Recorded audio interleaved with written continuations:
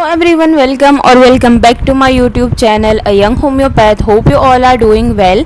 सो जैसे कि आप लोग अभी देख ही पा रहे होंगे कि मैं ना मेरे जो चैनल है उसके ऊपर कॉजेज़ ऑफ द डिज़ीज़ के सारे जो कॉजेज़ उसके अंदर जो इंक्लूडेड हैं उनको पढ़ा रही हूँ। ठीक है, तो आज भी हम उसी के रिलेटेड एक दूसरा वीडियो देखने वाले हैं। जैसे कि जो लोग मुझे कंटिन्यूसली फॉलो करते हैं, जिन्होंने सब्सक्राइब करके रखा हुआ है मेरा चैनल, उनको पता होगा कि मैंने लास्ट वीडियो डाला था अबाउट द एक्साइटिंग कॉज।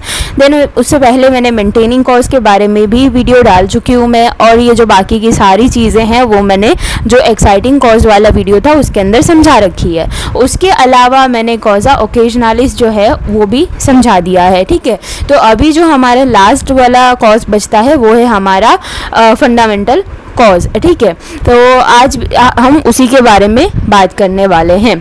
तो अभी तक आपने अगर ये सारे वीडियोस नहीं देखे हैं तो प्लीज़ जाके देख लेना, जिससे कि आपका जो फंडा है वो क्लियर हो जाएगा। दूसरी चीज़, आपका ये पूरा का पूरा टॉपिक ही एक साथ ही ख़त्म हो जाएगा। ठीक है, बिकॉज कि क्या है ना कि जो कॉजेज़ ऑफ द डिजीज़ है वो आपको फर्स्ट ईयर से लेकर लास्ट ईयर तक कंटिन्यूसली पूछे जाते हैं।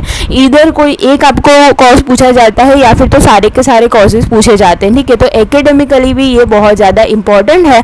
और अगर आप देखने जाओगे आपकी कंपैरेटिव जो एग्ज़ाम है उसके बारे में, AIA PGET के बारे में, तो जो है कि सारे जो मैंने दूसरे वीडियोस बना रखे हैं वो भी मैंने AIA PGET को ध्यान में रखते हुए भी बनाए थे। और ये जो सारी नोट्स आप देख पा रहे हो वो आपको एकेडमिकली जो आपका पर्पस है उसके लिए भी अच्छी खासी जो है कि हेल्पफुल रहेगी। ठीक है, तो पहले वो सारे वीडियोस देख लेना, उसके बाद यहाँ पर आना।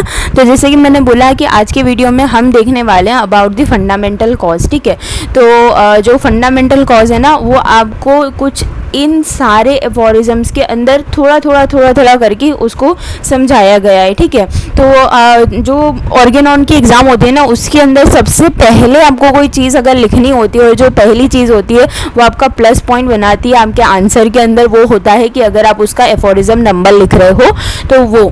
ठीक है, तो इसके अंदर क्या है कि कुछ लोग कंफ्यूज हो जाते हैं कि सिर्फ और सिर्फ जो हमारा 5th एफोरिज्म है उसी के अंदर कॉजेज ऑफ द डिजीज़ के बारे में बताया गया है, लेकिन ये जो सारे दूसरे हैं एफोरिज्म नंबर 72 के अंदर आपको एक्यूट डिजीजेस, 78 के अंदर क्रॉनिक डिजीजेस, 79 के अंदर क्रॉनिक डिजीजेस, देन फर्दर दूसरे जो सारी चीज़ें हैं उसके अंदर कहीं ना कहीं आपको जो है कि एक आइडिया दिया जाता है कि जो फंडामेंटल कॉज है उसका आप यूज़ किस तरीके से करोगे, फंडामेंटल कॉज है क्या।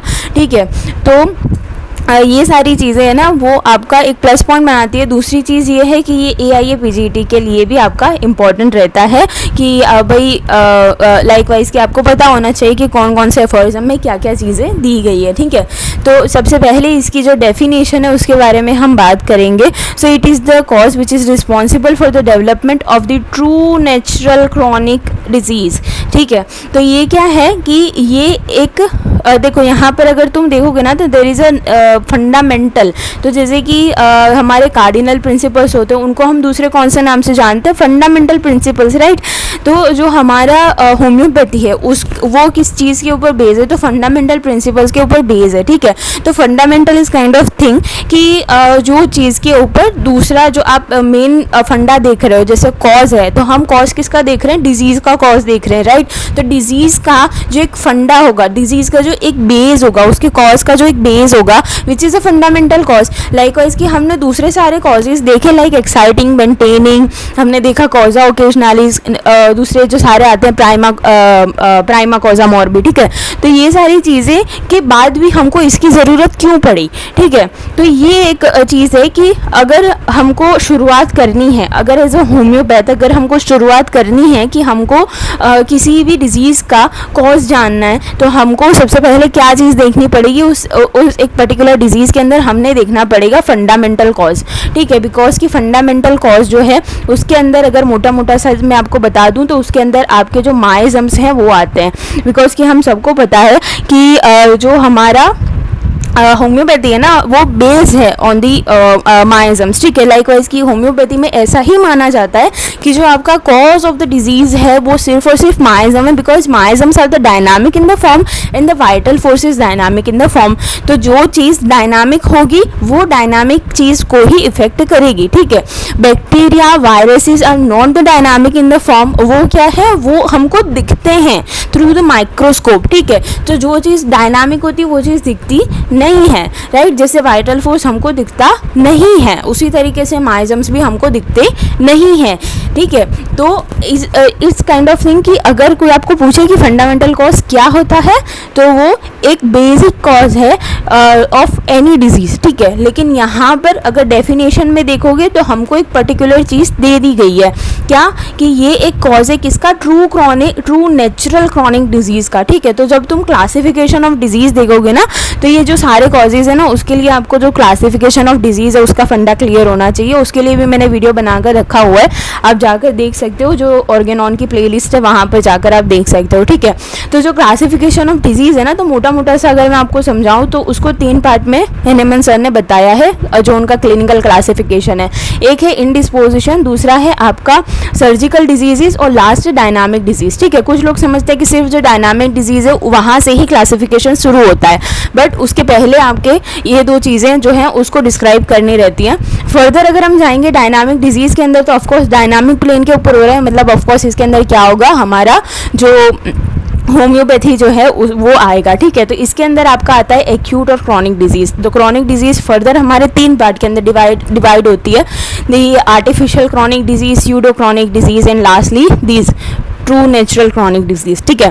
तो जैसे कि हमने एक्साइटिंग कॉज देखा था, ठीक है। हमने जो है कि आई थिंक कोजा ओकेजनलिस देखा था, तो उसके अंदर हमने देखा था कि जो स्यूडो क्रॉनिक डिजीज थी ना हमारी, उसका कॉज होता है उसको मतलब कि एक मेंटेन करने के लिए हमको चाहिए मेंटेनिंग कॉज, उसको एक्चुअली उसका कॉज करने के लिए हमको चाहिए क्या, कोजा ओकेजनलिस, ठीक है। तो वो होता है cause of the pseudo chronic disease. लेकिन यहाँ पर हमारे पास क्या है, ट्रू नेचुरल क्रॉनिक डिजीज। तो ट्रू नेचुरल क्रॉनिक डिजीज का फंडा अब आपको क्लियर होना चाहिए कि वो एग्जैक्टली है क्या। तो जो ट्रू क्रॉनिक डिजीज होता है ना वो क्या होता है कि जैसे मैंने आपको आगे ही समझाया कि माइजम्स जो हैं they are the dynamic, vital force is dynamic. तो जो true chronic disease, true natural chronic disease रहेगी वो किसकी वजह से होगी, ड्यू टू माइजम्स, उसी को हम बोलेंगे ट्रू क्रॉनिक डिजीज़, ठीक है। Wise to the conceive the disease the chronic disease proper which is known as the fundamental cause, ठीक है। तो इन शॉर्ट कि जो चीज़ ट्रू नेचुरल क्रॉनिक डिजीज को कॉज करती है which is a fundamental cause, ठीक है। दूसरी चीज़ यहाँ पर ये आती है due to the chronic miasms, again वही सारी बात आएगी। देखो तुम ऑर्गेनॉन अगर पढ़ रहे हो ना तो ऑर्गेनॉन के जो सारे टॉपिक्स हैं अगर उसको तुम समराइज करोगे तो यू विल गेट 2 और 3 मेन पॉइंट्स, ठीक है। तो अगर वो 3 या 4 पॉइंट तुमको समझ में आ गए तो तुमको आगे का जो सारा फंडा है वो क्लियर हो जाएगा। जैसे कि फंडामेंटल कॉज है, बहुत लोगों को लगता होगा कि like it's a very vast thing, लेकिन वास्ट थिंग नहीं है। इसका डेफिनेशन अगर देखने जाओगे वहाँ से तुमको मिल रहा है ट्रू नेचुरल क्रॉनिक डिजीज, उसका फंडा क्लियर होना चाहिए, what is the true natural chronic disease. उसके आगे जाओगे तो तुमको सारी चीज़ें दिख जाएंगी कि उसका कॉज क्या होता है, क्रॉनिक माइजम कौन से होते हैं, psora sycosis and syphilis, right. तो यहाँ पर आगे वही है कि 3 chronic miasm, psora sycosis and syphilis are the fundamental cause of the chronic disease proper, जो हमने यहाँ पर देखा, ठीक है। Among them the psora is the basic miasm, ठीक है। तो जो हम क्या बोलते हैं, psora is the mother of all miasm. ये चीज़ किसने बोली थी, डॉक्टर हेनेमन ने बोली थी कि सोरा जो है वो सारे दूसरे माइजम से, मतलब सिफिलिस और साइकोसिस हो, उसका क्या है, मदर है ये, ठीक है। तो वो क्या है, बेसिक माइजम है हमारा, कि 2 other miasm could not exist if there is no psora, ठीक है। तो अगर सोरा नहीं है, अगर किसी पेशेंट को सोरा का मैनिफेस्टेशन नहीं हुआ है, अगर कोई पर्सन जो है वो सोरा के एक्सपोजर में नहीं आया है तो उसको सिफिलिस और साइकोसिस नहीं हो सकता, ठीक है। ये एक पूरी लाइन का मतलब ये होता है। तो सोरा जो है वो क्यों मदर ऑफ ऑल माइजम है, बिकॉज कि अगर वो नहीं है तो दूसरी सारी चीज़ें नहीं है, ठीक है। अगर आपकी मदर नहीं है तो आप भी नहीं हो, ठीक है, ये चीज़ होती है। तो सोरा क्रिएट अ मोरबिड ससेप्टेबिलिटी। अब ये जो आगे वाला पॉइंट है वो इसको जस्टिफाई करने के लिए, ये जो आगे वाली पूरी लाइन है कि क्यों psora is mother of all miasm, क्यों अगर वो एग्जिस्ट नहीं करता तो दूसरी चीज़ें एग्जिस्ट नहीं करेंगी, ये इसलिए बिकॉज कि सोरा की वजह से ही क्या होता है, मॉर्बिड मतलब कि एबनॉर्मल ससेप्टेबिलिटी हो जाती है किसी पर्सन की, जिसकी वजह से दूसरे सारी जो चीज़ें हैं, दूसरे सारे जो कॉजेज़ हैं वो आपके पेशेंट के ऊपर लगेंगे, दूसरे सारे फोर्सेस लगेंगे जिसकी वजह से डिजीज़ कॉज होगी, ठीक है। तो morbid susceptibility for the other diseases, hence the psora is known as the only real fundamental cause. यहाँ से आपका एक बहुत इंपॉर्टेंट एमसीक्यू या फिर तो वाइवा का क्वेश्चन निकल के आता है, ठीक है, कि ओनली रियल फंडामेंटल कॉज क्या है, not all three miasms but the psora only, ठीक है। तो यहाँ पर अगर आप समझने जाओ तो आपको पहला पॉइंट क्या मिला, the true natural chronic disease, उसके ऊपर से आपने निकाला माइजम, माइजम में से भी आपने निकाला कौन सा, psora is the mother of all miasm, उसके ऊपर से क्या निकाला आपने, the only real fundamental cause is what, psora only, ठीक है। तो अब आगे चलेंगे, इसका जो थेराप्यूटिक इंपॉर्टेंस देखेंगे। अब आपको जो थेराप्यूटिक इंपॉर्टेंस है वो बहुत इजीली समझ में आ जाएगा, ठीक है। So Hahnemann clearly pointed out that the fundamental are the responsible, ठीक है, फंडामेंटल्स जो है वो सारी चीज़ों के लिए रिस्पॉन्सिबल रहते हैं। Remove the responsible for the development of each and every type of the chronic disease is known as the civilisation, ठीक है, इज़ नोन टू सिविलाइजेशन।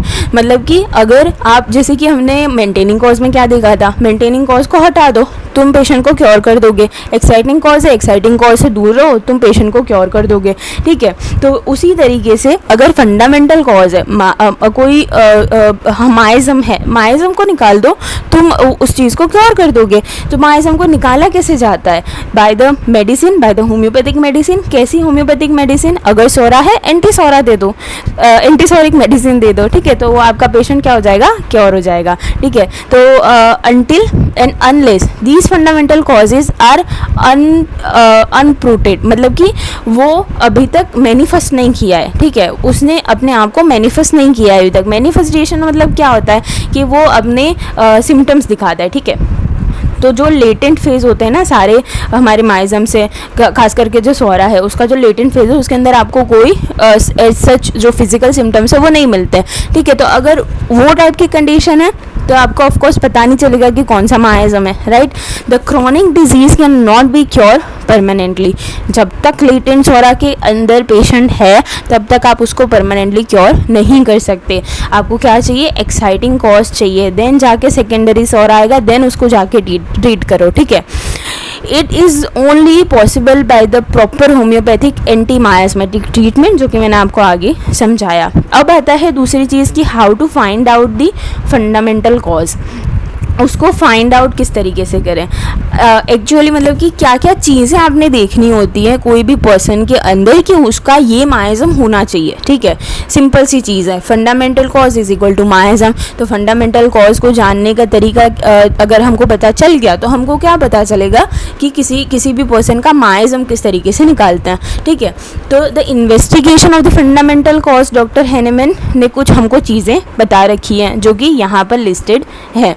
तो कौन सी चीज़ें हैं, first is the physical constitution of the patient, ठीक है। तो आपने क्या करना है, अगेन जिस तरीके से आप सिमिल या सिमिलिबस करते हो उसी तरीके से आपको जो सोरा या फिर तो साइकोसिस आपका कोई भी माइजम है उसकी सारी चीज़ें बता होनी चाहिए। पहली चीज़, जैसे हम कोई भी मेडिसिन लिखते हैं तो हम उसके अंदर क्या लिखते हैं, उसका टेम्परामेंट लिखते हैं, डायथेसिस लिखते हैं, उसका फिजिकल अपीयरेंस लिखते हैं, ठीक है। इन शॉर्ट ये सारी चीज़ें किस में आती हैं, कॉन्स्टिट्यूशन में आती है। और अगर हम उसका पर्टिकुलरली फिजिकल कॉन्स्टिट्यूशन देखेंगे तो ये क्या हो जाएगा, फिजिकल मेकअप हो जाएगा, ठीक है। तो आपको पता होना चाहिए कि आपके सोरा का जो मतलब कि सोरा जो है उसका कॉन्स्टिट्यूशन कैसा होता है, उसका फिजिकल कॉन्स्टिट्यूशन कैसा होता है। अगर सिर्फ कॉन्स्टिट्यूशन की बात करेंगे तो जो सोरा है वो आपका कार्बोनाइट्रोजिनॉइड कॉन्स्टिट्यूशन रखता है, ठीक है।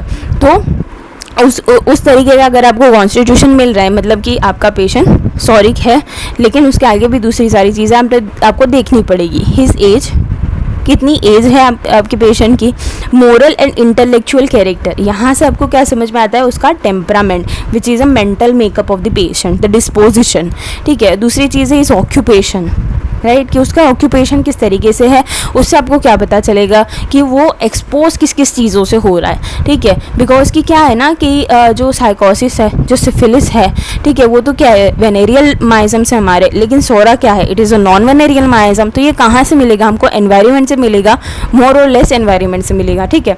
तो ऑक्यूपेशन। दूसरी चीज़ है the mode of living and the diet and habits, right. तो उसकी अगर हैबिट जानोगे तो तुमको जो सोरा के सिम्टम्स है ना उसके अंदर मिलेगा कि सोरा को सबसे अच्छा क्या लगता है, रेस्ट, ठीक है।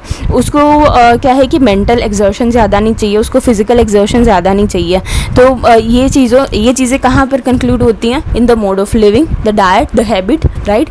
दूसरी चीज़ है social and the domestic relations, मतलब कि उसका दूसरे लोगों के साथ रिलेशन किस तरीके का है, उसके रिलेटिव के साथ, उसके खुद के घर वालों के साथ उसका रिलेशन कैसा है, ठीक है। तो ये सारी जो चीज़ें हैं वो आपको केस टेकिंग के अंदर करनी रहती हैं, ठीक है। तो मैंने मतलब कि अभी अगर आपको थोड़ा सा कन्फ्यूजन अगर हो रहा है तो मैंने सोरा और साइकोसिस दोनों के जो सिम्टम्स वाला मतलब उसका डेवलपमेंट वगैरह, उसके जो सारे सिम्टम्स है उसके लिए अलग से वीडियो बनाकर रखा हुआ है, ठीक है। तो वहाँ से आप उसके सिम्टम्स देख सकते हो और आप मतलब कि ऐसा सोच सकते हो, जैसे कि हम देखते हैं अगर एंटीसोरिक मेडिसिन अगर हम लेते हैं, ठीक है, तो एंटीसोरिक हमारे पास है सल्फ़र।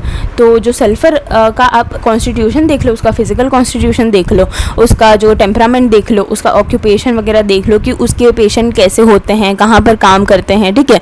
तो ये सारी चीज़ें अगर तुमको सल्फ़र के बारे में पता है ना तो आपको ईजीली जो एंटीसोरिक किस तरीके के होते हैं वो समझ में आ जाएगी, ठीक है।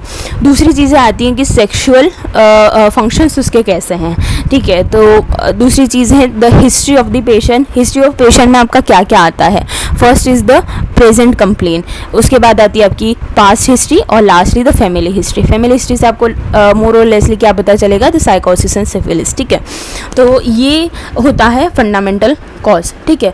अगर हम जो है कि आपका एकेडमिक की बात करते हैं तो ये जो लास्ट वाला पॉइंट हमने देखा ना, इसका एकेडमिक के अंदर इतना ज़्यादा इंपॉर्टेंस नहीं है कि अगर आपको फंडामेंटल कॉज पूछा जाए तो आपने जस्ट उसके जो हमने यहाँ पे थेरापेटिक इंपॉर्टेंस देखी थी इतना लिखना रहता है। उसके आगे how to find out fundamental cause, ये जो है वो थोड़ा सा प्रैक्टिकल पार्ट है, वो थोड़ा सा AIAPGT का पार्ट है, ठीक है। मतलब कि आपका जो एक मतलब कि फंडा है वो क्लियर करने के लिए था ये। सो होपफुली आपको चीज़ें अच्छे से समझ में आई होंगी। And if still you have any doubt then you can ask me in the comment section and please like, comment, share and subscribe to my channel. And also if you want any video on the specific topic then you can tell me in the comment section, as well as you can DM me on my IG account, link is in the description box. And thank you so much for watching.